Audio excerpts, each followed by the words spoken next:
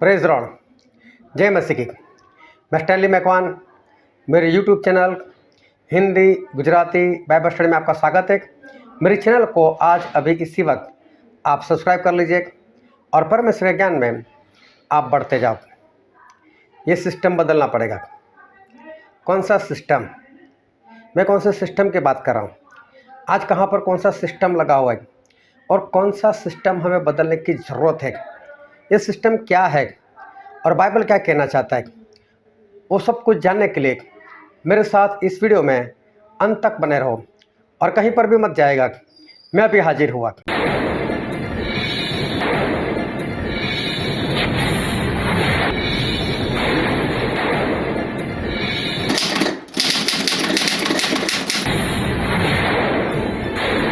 एक वचन मैं आपके सामने पढ़ता हूँ और वचन है इफिसी उसका 4 अध्याय और 11 और 12 वचन। और उसने कितनों को प्रेरित, कितनों को भविष्यवक्ता और कितनों को सुसमाचार सुनाने वाले नियुक्त करके और कितनों को रखवाले और उपदेशक नियुक्त करके दे दिया, जिससे पवित्र लोग सिद्ध हो जाए और सेवा का काम किया जाए और मसीह की देह उन्नति पाए। यहाँ पर लिखा है 3 बातों के लिए परमेश्वर ने 5 लोगों को दिया है। 3 बातें कौन कौन सी है? देखो, सबसे पहली बात यहाँ पर लिखा है कि पवित्र लोग सिद्ध हो जाए। मतलब है तो पवित्र लोग। पवित्र लोग मतलब जिन लोगों ने वचन के ऊपर विश्वास किया, पश्चाताप किया और बपतिस्मा लेकर पवित्र आत्मा पाया, ऐसे लोग वो पवित्र हो गए, पवित्र आत्मा पा लिया। ऐसे लोग वो सिद्ध हो जाए, अभी तक सिद्ध नहीं हुए। दूसरी बात यहाँ पर लिखा है सेवा का काम, सेवा किस तरह से की जाए, किसको सेवा कहते हैं, वो काम। और तीसरी बात मसीह की देह, मसीह की देह मतलब कलीसिया, वो उन्नति पाए। ये 3 कामों के लिए हमारे परमेश्वर ने 5 लोगों को दिया है। और 5 लोग कौन कौन से? वो 5 लोग में सबसे पहला है प्रेरित, दूसरा है भविष्यवक्ता, तीसरा है प्रचारक, चौथा है पास्टर और 5वां है उपदेशक मतलब कि टीचर। ये 5 लोग परमेश्वर ने 3 काम के लिए दिए हैं। अभी मैंने पहले ही कहा सिस्टम बदलनी होगी। ये सिस्टम क्या है? देखो, परमेश्वर की सिस्टम ये थी कि परमेश्वर ने कलीसिया में 5 लोगों को दिया है। 5 लोगों के नाम अलग अलग है, उनके काम भी अलग है। प्रेरित और भविष्यवक्ता नहीं है, भविष्यवक्ता प्रेरित नहीं है, प्रचारक पास्टर नहीं है, पास्टर प्रचारक नहीं है, और टीचर वो पास्टर नहीं है या भविष्यवक्ता नहीं है, और भविष्यवक्ता या प्रेरित वो टीचर नहीं है। ये 5 के नाम भी अलग है, 5 के काम भी अलग है। और एक वचन और मैं पढ़ता हूँ, लूका 6:12 और 13 वचन। और उन दिनों में वह पहाड़ पर प्रार्थना करने को निकला और परमेश्वर से प्रार्थना करने में सारी रात बिताई। जब दिन हुआ तो उसने अपने चेलों को बुलाकर उनमें से 12 चुन लिए और उनको प्रेरित कहा। प्रभु यीशु पहाड़ पर चले गए, पूरी रात प्रार्थना की। पूरी रात किस विषय के लिए प्रार्थना की? विषय हमको आगे चलकर पता चल जाता है। जब सुबह को लोगों के बीच में आए तो अपने चेलों को बुलाया, और चेले बहुत सारे थे, 12 नहीं थे, बहुत सारे चेले थे। उन चेलों में से 12 को चुना और 12 को प्रेरित कहा। किसको प्रेरित बनाओ? ये जानने के लिए प्रभु यीशु ने, हाँ प्रभु यीशु ने पूरी रात प्रार्थना की। प्रेरित ऐसे वैसे लोग नहीं हैं, वो खास लोग हैं। और प्रभु यीशु ने खुद प्रेरितों को चुनने के लिए पूरी रात उनको प्रार्थना करनी पड़ी। तब उनको पता चला कि इतने सारे चेलों में से कौन से 12 लोग प्रेरित हैं, और तब प्रभु यीशु ने 12 लोगों को प्रेरित चुना। भविष्यवक्ता भी ऐसी वैसी बात नहीं। एक वचन और पढ़ते हैं, यिर्मयाह उसका 1 अध्याय 4 और 5 वचन। तब यहोवा का यह वचन मेरे पास पहुंचा, गर्भ में रचने से पहले ही मैंने तुझ पर चित्त लगाया और उत्पन्न होने से पहले मैंने तुझे अभिषेक किया। मैंने तुझे जातियों का भविष्यवक्ता ठहराया। देखो, परमेश्वर ने यिर्मयाह के पैदा होने से पहले उसको भविष्यवक्ता चुना था। ये भी खास तरीका है, खास तरह से चुनाव है। और परमेश्वर ने यिर्मयाह को भविष्यवक्ता चुना था, प्रेरित नहीं चुना इसको। इसी तरह से पास्टर भी है, इसी तरह से प्रचारक भी है, इसी तरह से उपदेशक मतलब टीचर भी है। ये सभी लोग खास लोग हैं और खास इनका चुनाव होता है तो ये बहुत लंबी स्टडी, लेकिन मैं शॉर्ट में बता देता हूँ।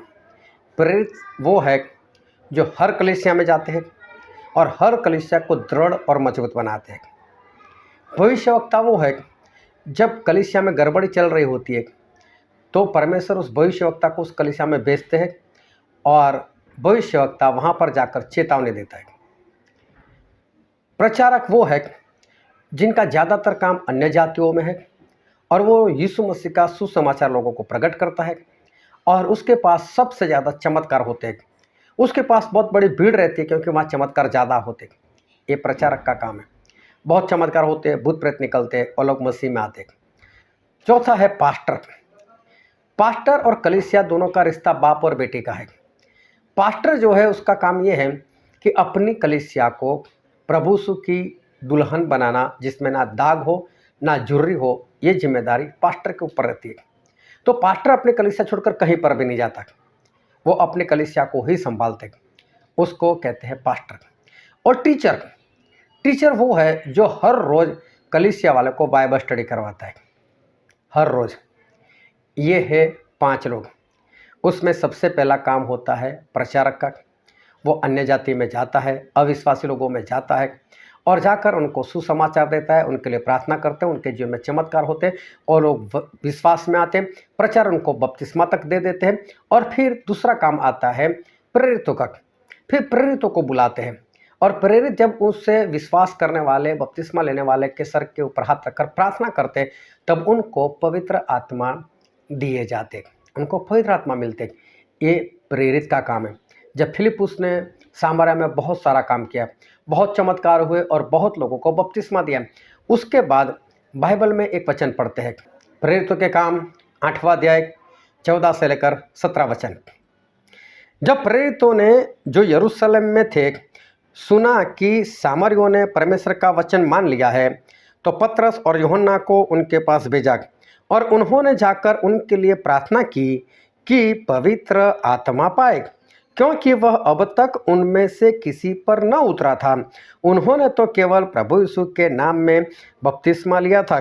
तब उन्होंने उन पर हाथ रखे और उन्होंने पवित्र आत्मा पाया। है ना, पवित्र आत्मा सिर्फ प्रेरित लोगों के हाथ रखने से आते। तो प्रचारक जब लोगों को विश्वास में लेकर आता है, उनको बपतिस्मा दे देता है, उसके बाद प्रेरित आते और प्रेरित आकर उनके सर के ऊपर हाथ रखते हैं और उनको पवित्र आत्मा दिया जाता है। फिर प्रचारक क्या करता है कि ये जो विश्वासी लोगों का झुंड है जो उसके जरिए मसीह में आए, उस विश्वासी लोगों को एक पास्टर के हवाले कर देता है और पास्टर को बोलते हैं, पास्टर अभी आप संभालो। अब पास्टर की जिम्मेदारी बन जाती है। अभी पास्टर एक बाप की तरह इनकी देखभाल करता है, उनको बेटी बनाकर रखता है और पास्टर जो है वो सभी की विजिटिंग करता है, मुलाकात करता है, सभी की समस्याओं को जानता है और उसके हिसाब से वो प्रार्थना करता है। पास्टर वो है जो बहुत ज़्यादा वक्त वो अपनी मंडली के लिए प्रार्थना में बिताता है। वो एक एक सदस्यों का नाम ले लेकर प्रार्थना करता है।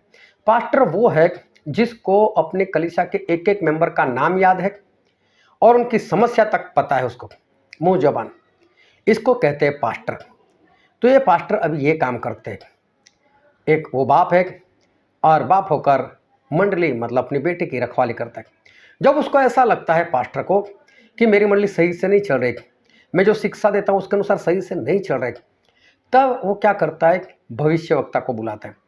ये जिम्मेदारी पास्टर की है कि पास्टर को एक भविष्यवक्ता को बुलाना चाहिए और भविष्यवक्ता आएगा और परमेश्वर उसको बताएंगे कि इस चर्च में, इस मंडली में क्या गड़बड़ी चल रही, और भविष्यवक्ता उन सबको डांटेंगे और उनको वापस स्थिर करेंगे परमेश्वर के रास्ते पर।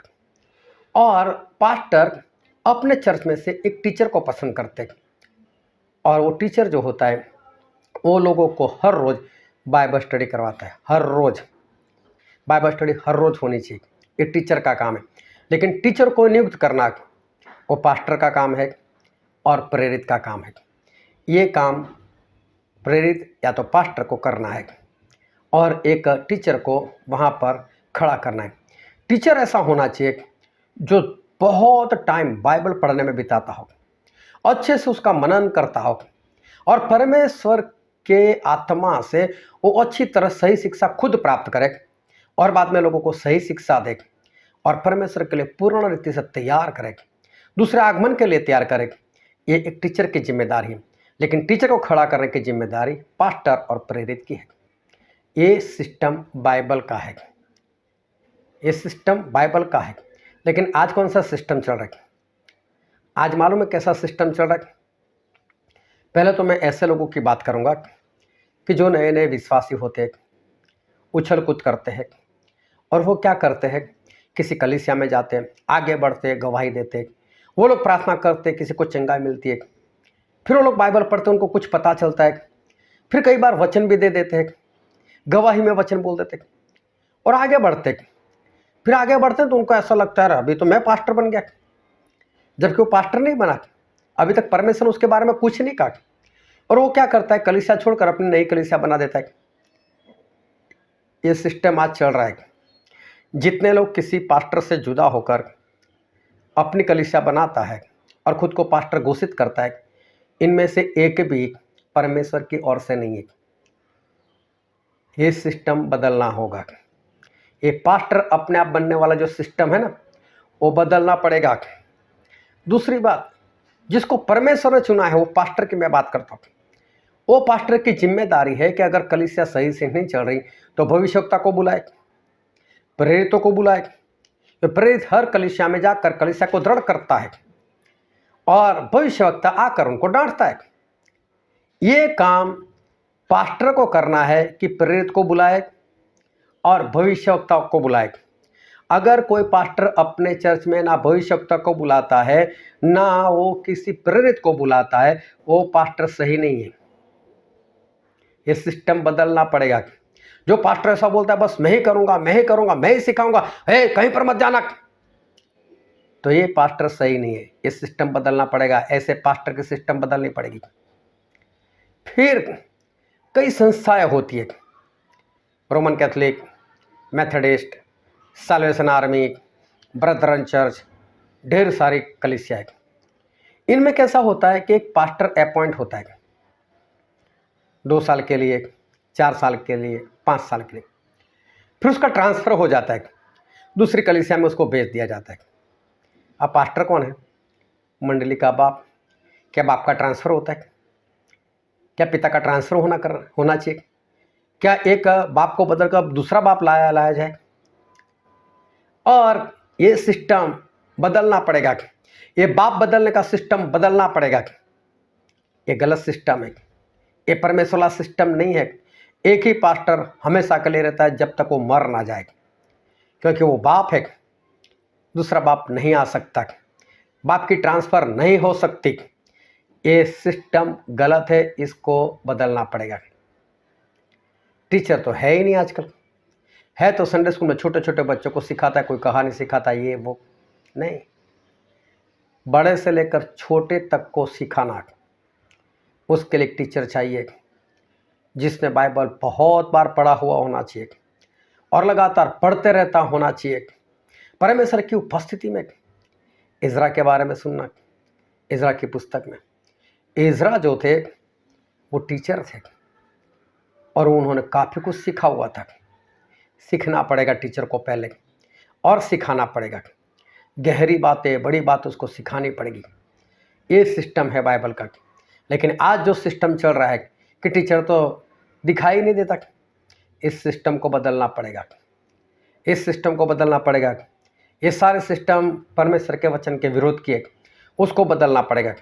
और इसलिए मैं कहता हूँ इस सिस्टम में से बाहर निकलो, सभी लोग सुधर जाओ, सभी कलीसिया वाले मान लो इस गलती को। जो प्रचारक है बड़ी बड़ी मीटिंग करते हैं वो आज भी उस जगह को छोड़ते नहीं। जो विश्वासी आए उनको बपतिस्मा दिया, वो लोग प्रेरितों को बुलाते नहीं और वो लोग वहाँ पर किसी और को घुसने भी नहीं देते। और अपने लोगों को कहीं जाने भी नहीं देते। लेकिन तू तो प्रचारक है भाई, तेरा काम यहाँ पर खत्म होगा, अभी आगे निकल, दूसरे शहर में जा। लेकिन नहीं जा रहा है। इस सिस्टम को बदलना पड़ेगा। उसको समझना पड़ेगा कि ये जो झुंड मुझे मिला है, अभी मुझे किसी पास्टर को देना ही पड़ेगा, लेकिन नहीं दे रहा है वो। इस सिस्टम को बदलना पड़ेगा। परमेश्वर ने बोला, एफएसी 4 और 11-12 जो हमने पढ़ा, कि परमेश्वर ने कलीसिया में 5 लोगों को दिया है। क्यों दिया है? तो वहाँ पर स्पष्ट हमने पढ़ा कि सबसे पहले जो पवित्र है वो सिद्ध हो जाएगा। जिन लोगों ने बपतिस्मा लिया, पवित्र आत्मा पाया, अभी सिद्ध नहीं हुए, शुरुआत हुई उनकी, उनको सिद्ध करना है। दूसरी बात, सेवा का काम।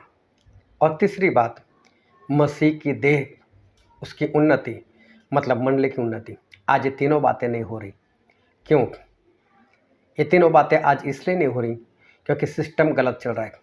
सिस्टम को बदलना पड़ेगा। इस सिस्टम को बदलना पड़ेगा।